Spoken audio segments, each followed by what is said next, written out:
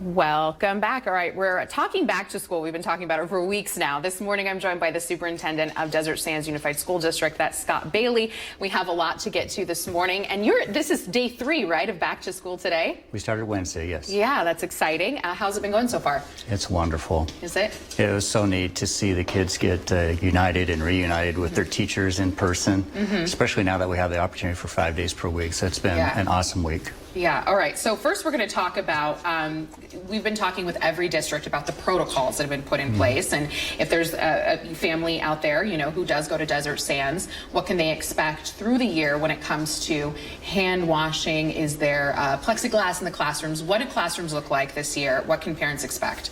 Sure. What we've done, I think, over time is adopt those things that worked really well for us to mitigate the spread of COVID last year. So plexiglass is an option should the teacher request it as a secondary measure. Certainly we continue the use of the hand washing stations outside. We recommend washing hands throughout the day. Self-health checks in the morning before you come to school as an employee and as a student. A lot of those things just remained in place. Social distance is as practicable, even though it's not technically a requirement now that we're doing universal masking. So a lot of those things that worked best are just carrying right back over into this school year. Because your district did do a hybrid situation last year. Yeah, we did. And it went well. Did you see good results from that in terms of cases and that sort of thing? We really did. We have to keep in mind, though, that in a hybrid setting, we had a lot smaller population of students in classrooms. And largely it was driven by the fact that we started out with a 6-foot social distance rule under California Department of Public Health rules. Then we can move to a 3-foot rule, and now no specific rule.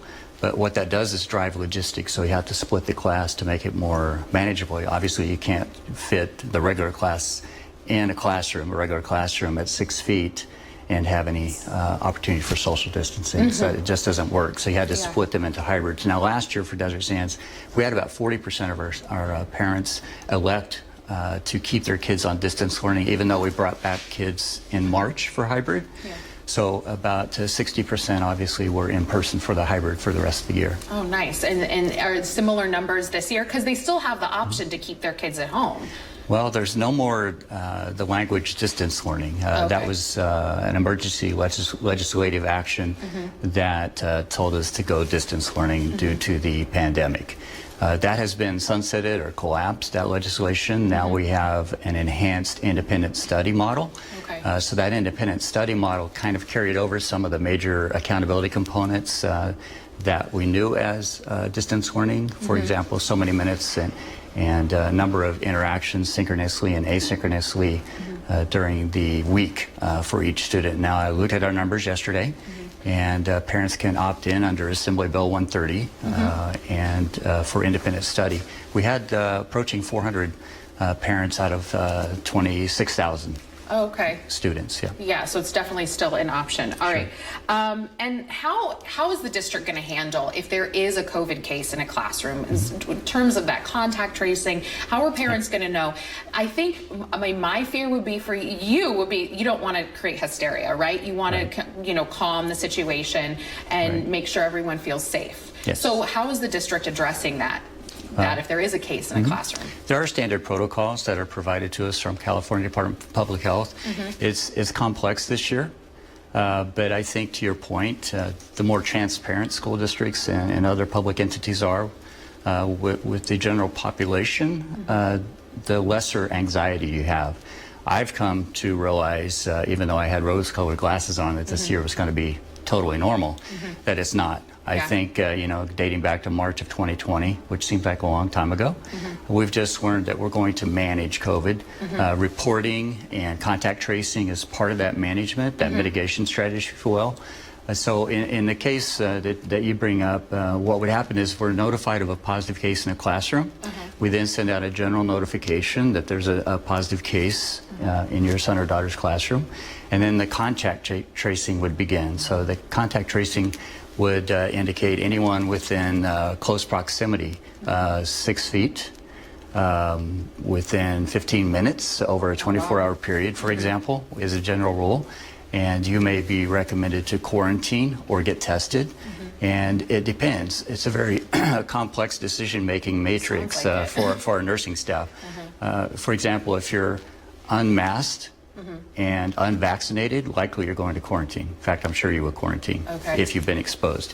If you're masked and you are vaccinated, you would have what's called modified quarantine or not have to quarantine at all. Wow. Okay. So yeah, it's very it's a decision specific. tree, yes. Yeah, it's very down to like a science. Okay. We've been hearing too that California's having a hard time retaining teachers. They've retired early or they've just resigned because of last year. It was very stressful on our teachers. How has the district been in terms of retaining that staff? Absolutely, and I just want to give applause to the Desert Sands staff, classified and certificated. They went the extra mile to get our kids back earlier than later last year. That struggle continues. It's a challenge, no doubt. Our retention rate for teachers has always been extremely high. We've celebrated a 99% teacher retention rate over the years. I had it calculated yesterday. Because we have to update our data frequently, and we, including last year, we're at 98% teacher retention. What we did notice, however, there is an uptick in late retirements. So later than like typically we'd see our retirements come in at the end of the school year last year, and they kind of were a little bit delayed, and notifications came through the summer as we approach yet another challenge. But I'm happy to report we almost have all our positions filled in the district. I think we're down to a dozen, and we have a 98% teacher retention rate. That's pretty good. All right, so we got to address too something that happened earlier this week. I know you're kind of limited on how much you can comment on it, but the school board meeting where there was this, outcry in the audience about masks in classrooms, and the meeting had to be shut down. So what do you tell parents if they do have an issue with masks? Sure. Are parents coming to you with issues with masks, like that sort of thing? Like what can you tell them? Sure. What I can say is, first of all, we need to consider that Assembly Bill 130 offers us an opportunity for independent study if that's a personal choice that you would desire for your son or daughter. The second thing is masks are required in the state of California in public schools K through 12. And that is the actual language. It says universal masking required in K-12 facilities. So we will uphold that as at least a minimum expectation that we're providing a safe and secure environment for all students. And certainly the school board, the superintendent, has an obligation to provide the safest public health environment for our students. I think it's important to remember we have individual rights. And certainly I'm the first to say I don't want to wear a mask every day, and I have since March of 2020 in my occupation, right? When we can purge it, I'll purge it, right? But right now, we can't. So we will stay the course. We have an obligation to protect our kids. We're sharing that air in those environments. And we will try very hard to provide the most safe environment possible. All right. Well, thank you so much for your time on this Friday morning. And congratulations on the new school year. I hope it goes really well.